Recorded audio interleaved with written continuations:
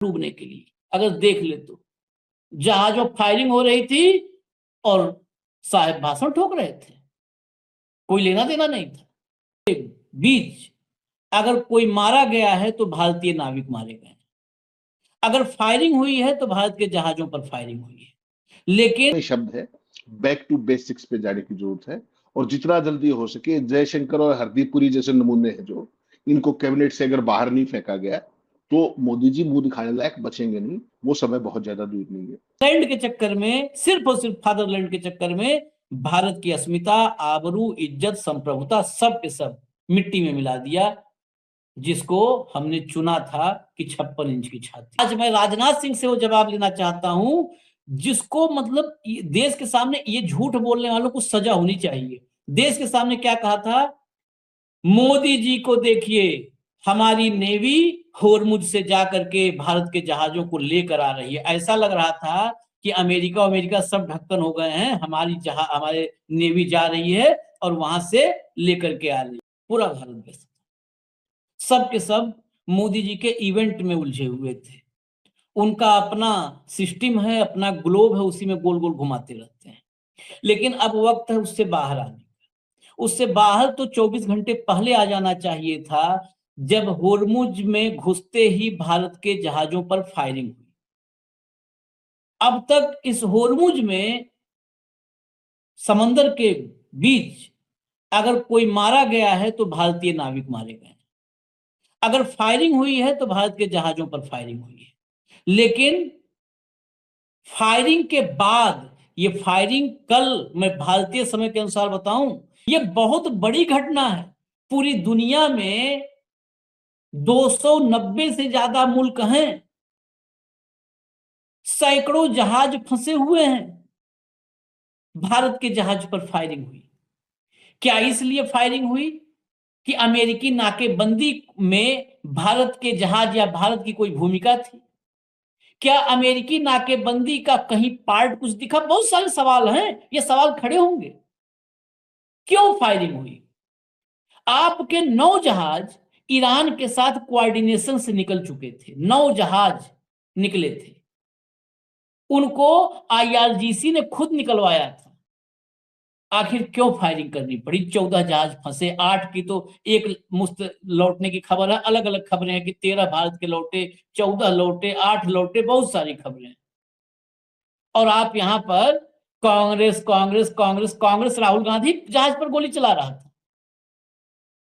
मतलब इस दुनिया में अलग अलग राष्ट्रों को हम लोग पढ़ते लिखते अपने दौर में, इतिहास में न जाए, अपने दौर में पूरी दुनिया में सैकड़ों राष्ट्राध्यक्षों को देख लिया। पूरी दुनिया का मैं कह रहा हूं, सैकड़ों राष्ट्राध्यक्षों को देख लिए। उनके कार्यकाल बदलते बदलते 30-35 साल अपने मतलब होश हवास में, पत्रकारिता में 25 साल देख लिए। लेकिन ऐसा राष्ट्राध्यक्ष कभी नहीं देखा। नीरो क्या, नीरो तो पानी मांगेगा चुल्लू भर डूबने के लिए, अगर देख ले तो जहाजों फायरिंग हो रही थी और साहब भाषण ठोक रहे थे, कोई लेना देना नहीं था।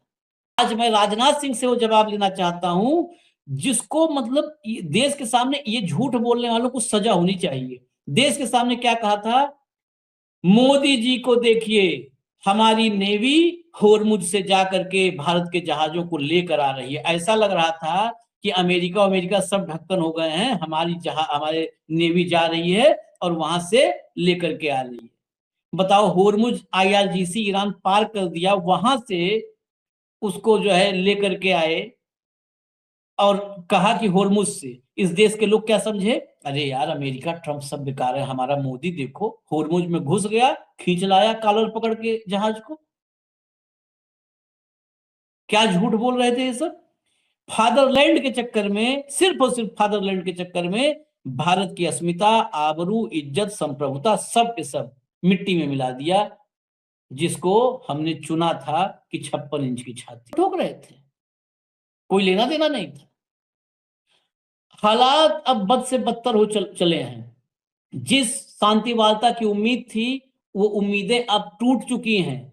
आईआरजीसी ने भगा दिया है ट्रंप को। मुनीर गए थे, मुनीर को साफ मना कर दिया है आईआरजीसी ने कि हम इससे कोई बात नहीं करेंगे। यहां तक कि इडियट शब्द का इस्तेमाल किया है कि इस इडियट के कहने से होर्मुज नहीं खुलेगा और बंद होगा, ये इडियट नहीं तय करेगा, तय ईरान करेगा।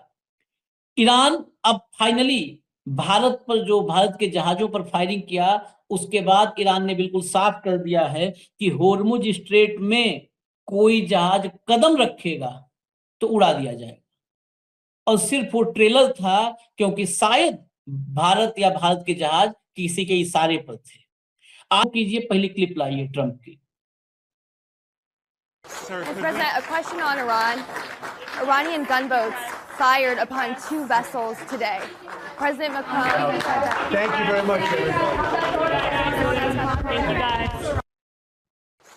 अगर नहीं समझे तो ऑडियो कम कर दीजिए, मैं बताता हूँ। नहीं, ऑडियो कम करिए, चलने दीजिए, नीचे ट्रांसक्रिप्ट है। ये डोनाल्ड ट्रंप है, जिसके सामने कैमरा लगा करके पूछो, यहां तक कि ये खुद बोलता है कि मुझसे अगर सेक्स पे भी आप लोग को बात करनी है तो कर लीजिए।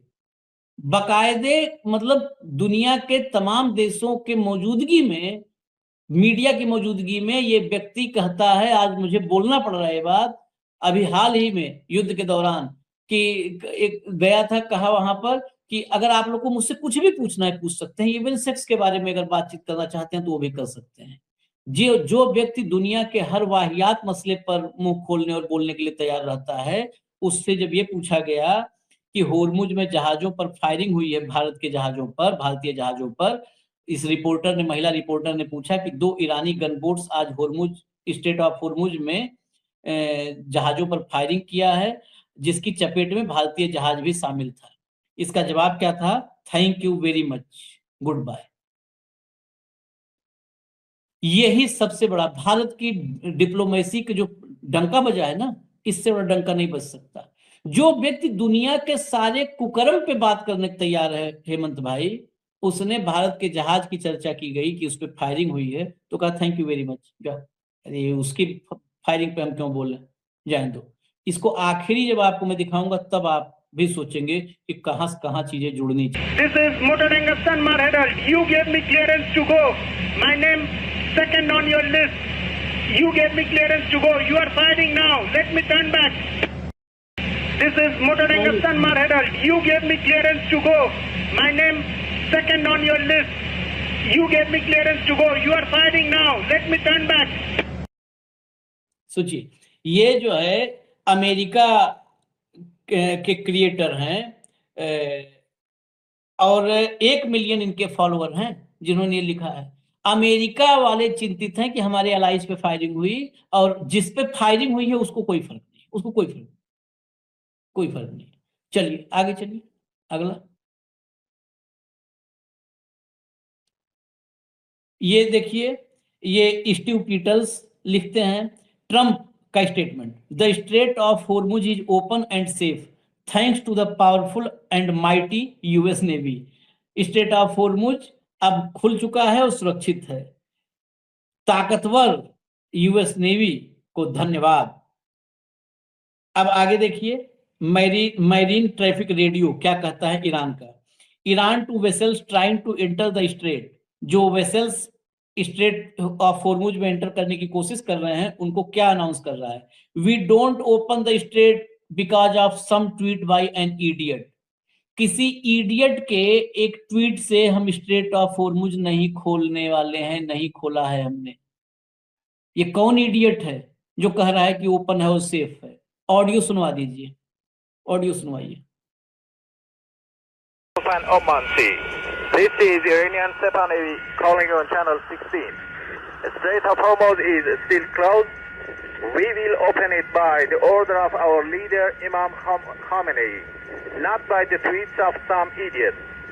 If you want to pass through the strait, you must ask permission from Iranian Sepa Navy. All vessels that have a connection with our enemies will be targeted if they try to pass the Strait of Hormuz out. सुना मैंने, कह रहा किसी idiot के tweet पर ये straight of Hormuz नहीं खुलेगा। अगला लाइए, सुलेमान अल फहद, इनका ट्वीट लाइए।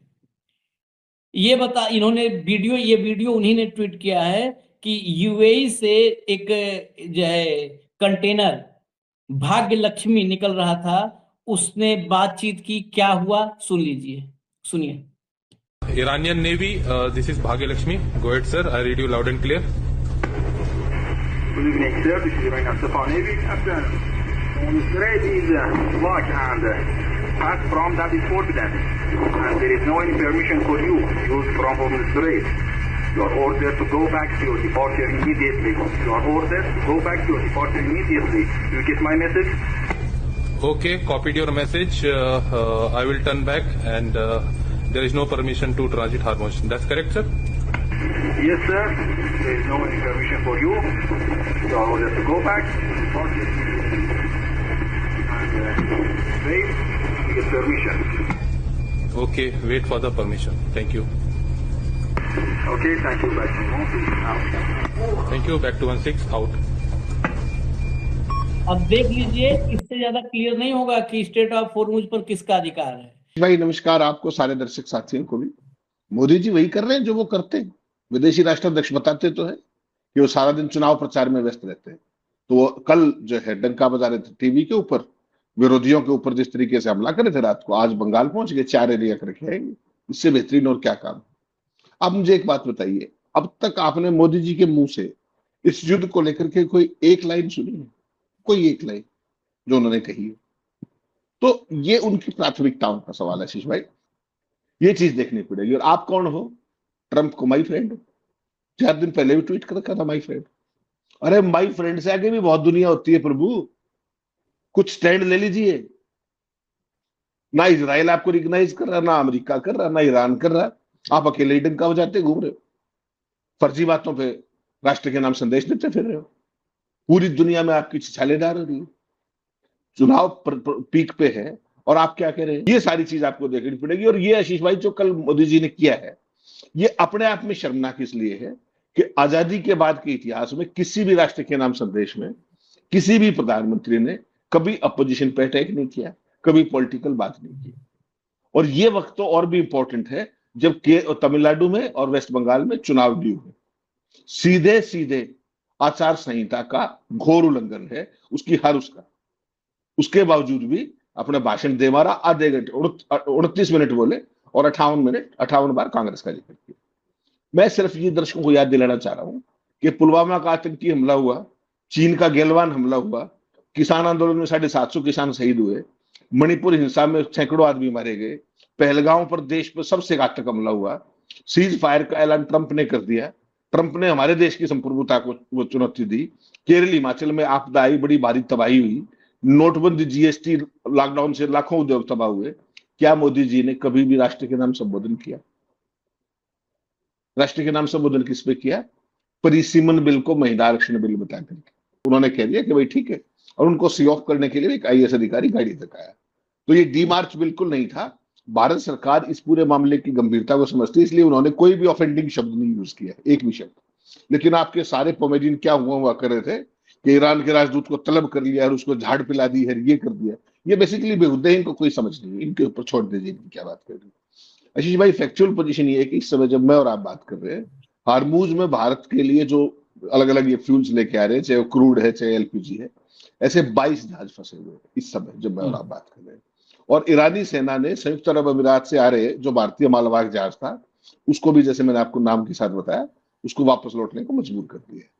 इसी तरीके से जो भाग्यलक्ष्मी जिसकी आपने ऑडियो सुनवाई वायरलेस कम्युनिकेशन की, उसको सूचित किया गया कि उसके पास हार्मूज क्रॉस करने का ईरानी परमिट नहीं है, प्लीज टर्न बैक।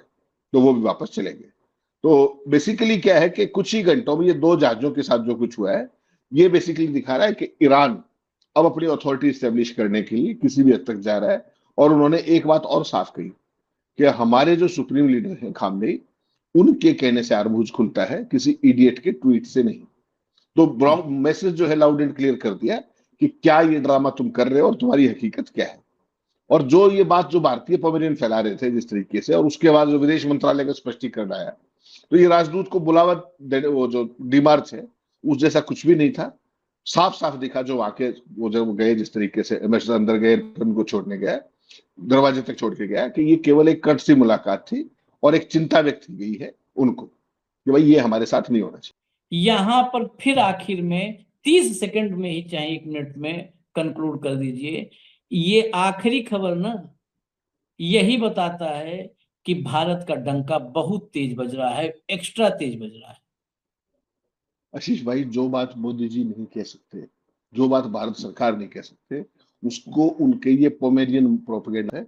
और जितना जल्दी हो सके जयशंकर और हरदीप पुरी जैसे नमूने हैं जो, इनको कैबिनेट से अगर बाहर नहीं फेंका गया तो मोदी जी मुंह दिखाने लायक बचेंगे नहीं। वो समय बहुत ज्यादा दूर नहीं है।